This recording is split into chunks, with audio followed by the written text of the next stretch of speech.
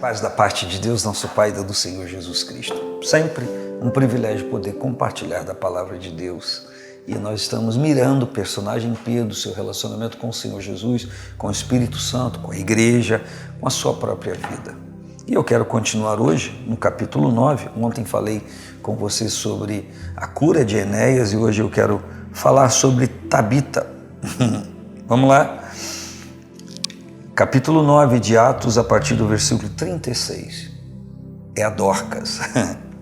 Havia em Jope uma discípula chamada Tabita, que traduzido se diz Dorcas. Esta, cheia de boas obras e esmolas que fazia, ela vivia a sua vida assim, como o centurião Cornélio. E aconteceu naqueles dias que, enfermando ela, morreu, e tendo-a lavado, a depositaram num quarto alto. E como Lida era perto de Jope, ouvindo os discípulos que Pedro estava ali, lhe mandaram 2 varões, rogando-lhe que não se demorasse em vir ter com eles. E levantando-se Pedro, foi com eles. Quando chegou, o levaram ao quarto alto, e todas as viúvas o rodearam, chorando e mostrando as túnicas e vestes que Dorcas fizera quando estava com elas. Mas Pedro, fazendo-as sair a todas, pôs-se de joelho e orou. Voltando-se para o corpo, disse: Tabita, levanta-te. E ela abriu os olhos e, vendo a Pedro, assentou-se. E ele, dando-lhe a mão, a levantou e, chamando os santos e as viúvas, apresentou-lhe a viva.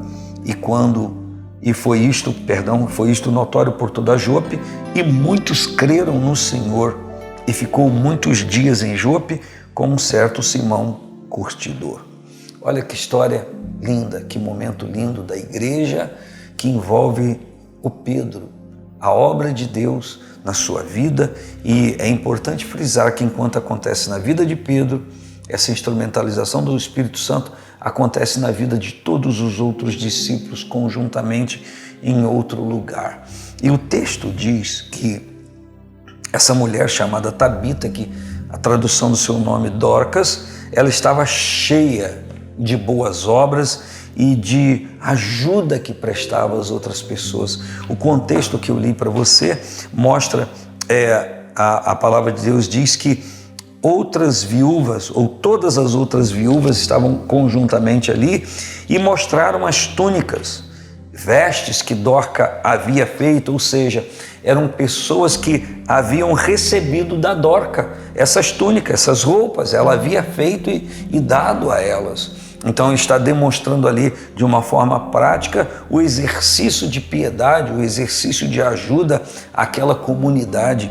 E a Bíblia então diz que, não obstante ao fato dela interagir assim com as pessoas, ela morreu. E lavaram o seu corpo para o sepultamento. Preste atenção nisso. Eles estão fazendo o que é preciso fazer. Morreu, estão lavando o corpo para o sepultamento. Só que antes de sepultar, estava tipo o velório, me permita dizer, mas ela estava guardada ou depositada o seu corpo num quarto alto e mandaram chamar a Pedro. Por que mandaram chamar a Pedro?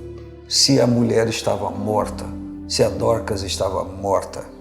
Mandaram chamar porque criam no poder de Deus, acreditavam que algo glorioso pudesse acontecer.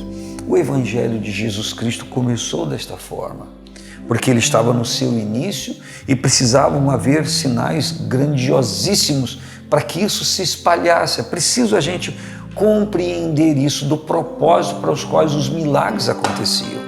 Na verdade, o assunto do Evangelho de Jesus Cristo, as boas novas de salvação, não se atém inicialmente aos milagres, mas eles aconteciam para que a propagação fosse mais rápida. E quando eu falo isso, eu não estou aqui trazendo um pensamento de que os milagres não existem mais. Eles existem, estão presentes em nosso meio. Só que o momento do Evangelho é outro. Eu penso que o momento do Evangelho deveria se voltar à santidade, ao propósito para o qual Jesus Cristo veio, que é a salvação de vidas.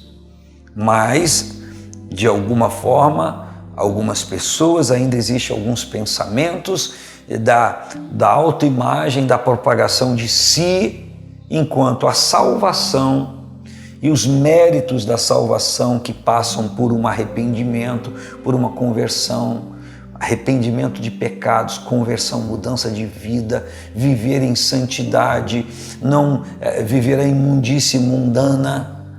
Enfim, é isso. É o momento que a gente vive, isso tem que estar claro. Não obstante o fato de que o poder do Evangelho e a virtude do Espírito continuam ainda ativos na vida da igreja. E a palavra então diz que esse assunto é um pouco longo, não é o meu propósito aqui, eu nem tenho tempo para isso. Então vou voltar ao assunto. A palavra diz que o Pedro chega àquele lugar, porque lhe mandam chamar, e ele então vai. No último domingo, ainda falava à igreja sobre a história de Cornélio, e Pedro, quando é chamado para interagir ali, dizer algo em nome de Deus, estava ele ali tranquilo para falar o que era para ser falado. E ele chega então a esse lugar, e a palavra diz que as viúvas estão mostrando a Pedro, estou aqui no versículo 39, as roupas que Dorca fizera quando estava com elas, quando estava viva. E a Bíblia diz então que, não obstante a isso, Pedro pede que essas pessoas saiam. Fazendo-as sair a todas, ele então foi falar com Deus, orar, para saber qual era a vontade do Senhor, para saber o que se faria. Porque, na verdade, é fato que muitas outras pessoas que tinham atitudes nobres, estavam cheias de boa obra, morriam e não ressuscitavam. Essa é a verdade. Mas naquele momento, naquele lugar, queria Deus que um sinal fosse feito. Queria o Senhor Jesus operar um milagre. E ali estava o Espírito Santo como agente, e ali estava um instrumento chamado Pedro, que precisava de entender qual era a vontade do Senhor para aquele momento. Ele precisava que o Espírito Santo lhe comunicasse. Não é porque aconteceu um milagre ou alguma coisa na vida de um irmão, de uma irmã, em algum lugar, que seja a vontade do Senhor que aconteça em todos daquela forma, daquele jeito. Porque todos os milagres e operações do Espírito Santo, Jesus já havia predito, ele vem para me glorificar. Então, tem que ter esse entendimento da vontade do Espírito Santo, da operar do Espírito Santo, para o seu propósito. Porque se não for para a glorificação dele, nada irá acontecer. Não em nome dele, não por ele. E a Bíblia então diz que o Pedro, fazendo com que aquelas viúvas saíssem, pôs-se de joelho e orou. Quando ele se põe de joelho e ora, ele está declarando com a sua atitude. Volto a dizer o que falei ontem. Às vezes nós pensamos muito e falamos pouco, e às vezes falamos muito e agimos pouco. Então, o pôr-se de joelho aqui significa que eu estou submisso ao que o Senhor Jesus quer, ao que o dono da igreja quer. Ele então se põe de joelho e ora. O que ele orou? Não está escrito.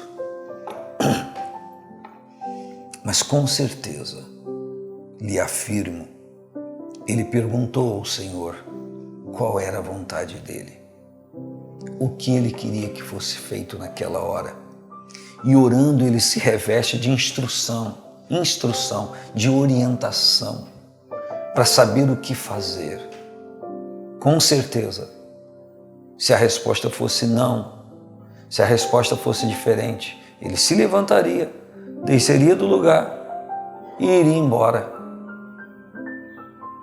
Mas o Espírito lhe comunicou algo que deveria ser feito, e a Bíblia diz que ele, pondo-se de joelho e orando, e orou, ficou no passado, ele já fez a oração, ele se volta, ele se levanta, se volta para o corpo e diz: Tabita, levanta-te, como se ela estivesse dormindo, como se ela não tivesse morrido. Ele diz: levanta-te. E ela abriu os olhos e, vendo a Pedro, assentou-se.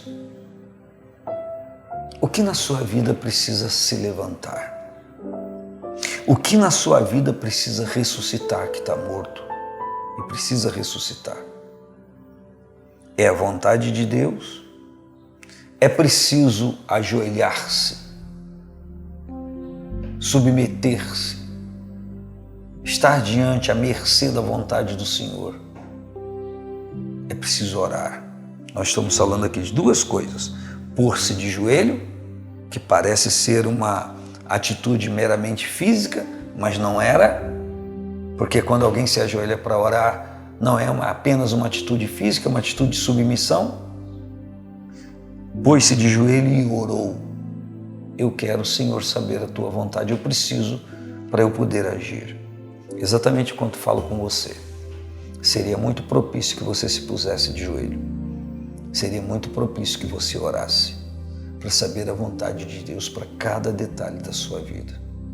Não queira receber uma mensagem de Deus no atacado, falando de tudo ao mesmo tempo, ou uma expressão que diz respeito a tudo na sua vida, porque para cada detalhe da nossa vida há uma vontade de Deus e um propósito. Um grande abraço, paz do Senhor Jesus.